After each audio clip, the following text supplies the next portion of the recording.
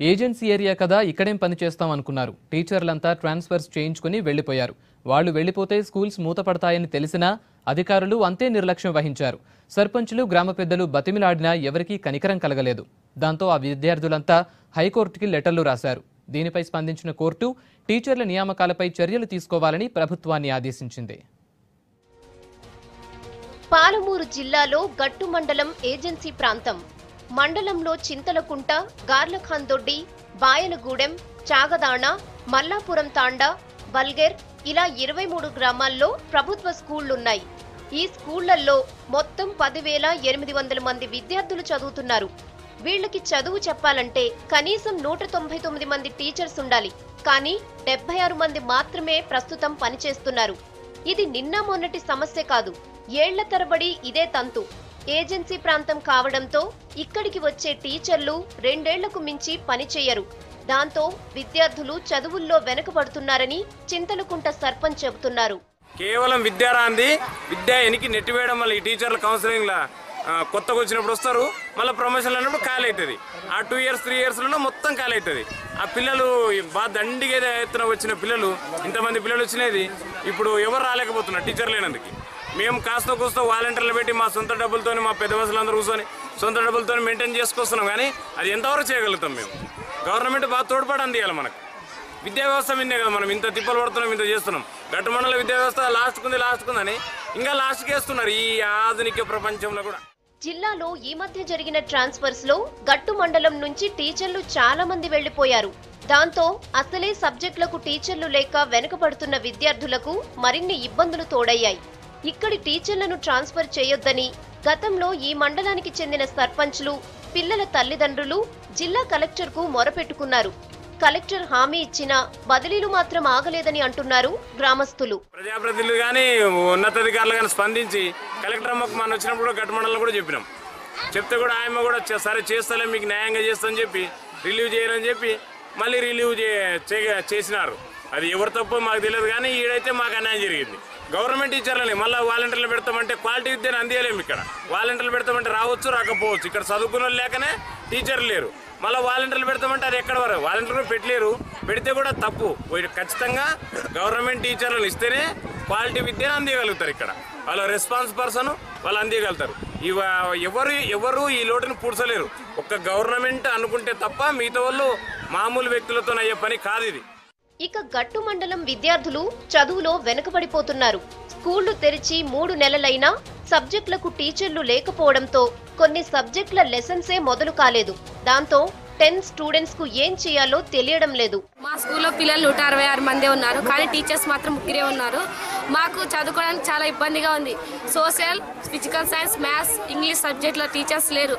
మీరు దయ ఉంచి మాకు 10th క్లాస్ ఎగ్జామ్స్ దగ్గరికి వస్తున్నాయి.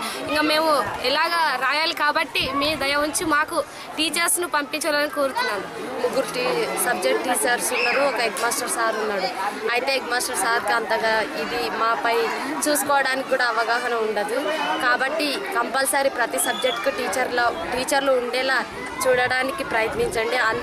మాకు ప్రతి సబ్జెక్టుకి సార్లు ఉండాలంటే అన్ని సబ్జెక్టులకు సార్లని గవర్నమెంట్ ఎలాగైనా పంపించగలరని కోరుతున్నాను. అధికారులు స్పందించకపోవడంతో విసుగు చెందిన విద్యార్థులు ఎంవి ఫౌండేషన్ స్వచ్ఛంద సంస్థ సహకారంతో హైకోర్టు చీఫ్ జస్టిస్ తో పాటు రాష్ట్ర, కేంద్ర ప్రభుత్వాలకు దాదాపు 3,000 పోస్ట్ కార్డులు పంపారు. అందరికీ విద్యలో భాగంగా తమకు చదువుకునే హక్కు కల్పించాలని, టీచర్ల ట్రాన్స్ఫర్స్ తో తమకు అన్యాయం జరిగిందని ఆక్రోశించారు. దాంతో స్పందించిన హైకోర్టు అడ్డగోలుగా టీచర్ల ట్రాన్స్ఫర్స్ చేయడంపై మండిపడింది. బడులకు రాని టీచర్లతో పాటు వాళ్ల నియామకాలను పట్టించుకోని అధికారులపైన చర్యలు తీసుకోవాలని రాష్ట్ర ప్రభుత్వాన్ని ఆదేశించింది. హైకోర్టు ఆదేశాలతోనైనా తమకు టీచర్లు వస్తే బాగా చదువుకుంటామని అంటున్నారు విద్యార్థులు.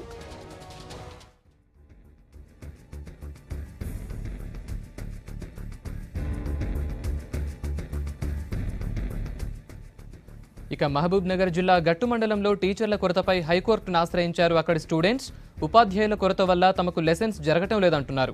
హైకోర్టుతో పాటు కేంద్ర, రాష్ట్ర ప్రభుత్వాలకు 3,000కు పైగా పోస్ట్ కార్డులు రాశారు. గట్టు మండలంలో ప్రాబ్లమ్స్ పై మనతో మాట్లాడడానికి చింతలకుంట సర్పంచ్ రాజశేఖర్ లైన్లో ఉన్నారు. రాజశేఖర్ గారు నమస్తే. అసలు గట్టు మండలంలో సర్కారీ టీచర్లు ఎందుకు పనిచేయటం లేదు? ఈ సమస్యపై స్టూడెంట్స్ ఎవరెవరికి లెటర్లు రాశారు? నమస్తే సార్. నమస్తే సార్. హలో. రైట్, రాజశేఖర్ గారు చెప్పండి. సార్ అక్కడ స్కూళ్ళల్లో ప్రభుత్వ ఉపాధ్యాయులు ఎందుకు పనిచేయటం లేదు? ఎవరికి లెటర్ రాశారు అసలు స్టూడెంట్స్ అక్కడి నుంచి? సార్ ఇప్పుడు మాది గట్టు మండలం చాలా దూరం సార్, టౌన్ హెడ్ క్వార్టర్కి దాదాపుగా 40 కిలోమీటర్స్ అయితే సార్. అందుకొరకు ఎవరు రావడానికి ఇష్టపడతలేరు. ఓకే, ఆ. అయితే మీరు గతంలో జిల్లా కలెక్టర్ కూడా కంప్లైంట్ చేశారు ఈ విషయం గురించి. అప్పుడు కలెక్టర్ మీకు ఏమని హామీ ఇచ్చారు? ఇప్పుడు ఏమైంది అసలు? ఈ గట్టు మండలం గురించి స్పెషల్ గా ఎందుకంటే వెనుకబడింది కదా మాదినార్ జిల్లాలో. ఇప్పుడు మన స్టేట్ లోనే వెనుకబడిన మండలం సార్ గట్టు మండలం. వెనుకబడిన జిల్లా కనుక కదా మండలం కనుక మీకు ఖచ్చితంగా న్యాయం చేస్తా. ట్రాన్స్ఫర్లు రిలీవ్ చేసి మళ్ళీ నెక్స్ట్ బీఈడి వచ్చినప్పుడు మళ్ళీ వాళ్ళకి టీచర్లకు న్యాయం చేద్దాము, మీకైతే న్యాయం చేస్తా అని చెప్పింది కలెక్టర్ మేడం సార్. అయితే రాజశేఖర్ గారు ఇంకో విషయం చెప్పండి. అసలు అక్కడ ప్రభుత్వ స్కూల్లో, గవర్నమెంట్ స్కూల్లో టీచర్స్ ఎందుకు పనిచేయటం లేదు సరిగా? రీజన్ ఏంటి? ఇప్పుడు ట్రాన్స్ఫర్లు వచ్చినాయి కదా సార్, వాళ్ళు వెళ్ళిపోయింది అందరూ.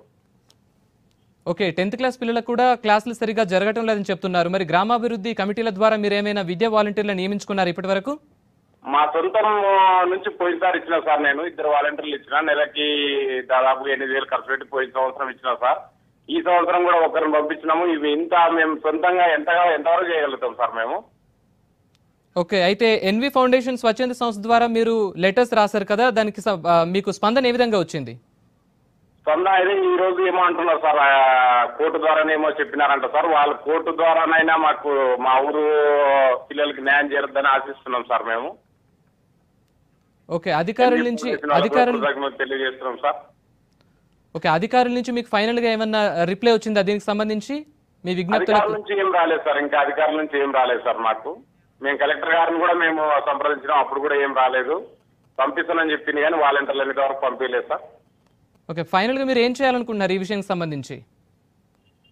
సార్ ఇప్పుడు ఇంత అన్యాయంగా ఈ మోడర్న్ కాలం కూడా ఇంత అన్యాయంగా చేస్తే మేము ఎవరు చెప్పుకోవాలి సార్? ఒక ఉన్నత ఇప్పుడు స్టేట్ పాలసీ అని చెప్పి టీచర్లు వెళ్ళిపోతున్నారు సార్.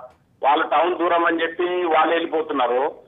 టౌన్ ఏదైనా ఉన్నతంగా అంటే కేసీఆర్ గారు లేకపోతే ఇంకెవరో కానీ అటువంటి వాళ్ళు తీసుకుంటే నిర్ణయం తీసుకుంటే తప్ప మమ్మల్ని కాపాడే నాదులు లేరు సార్. ఓకే, రైట్ రాజశేఖర్ గారు.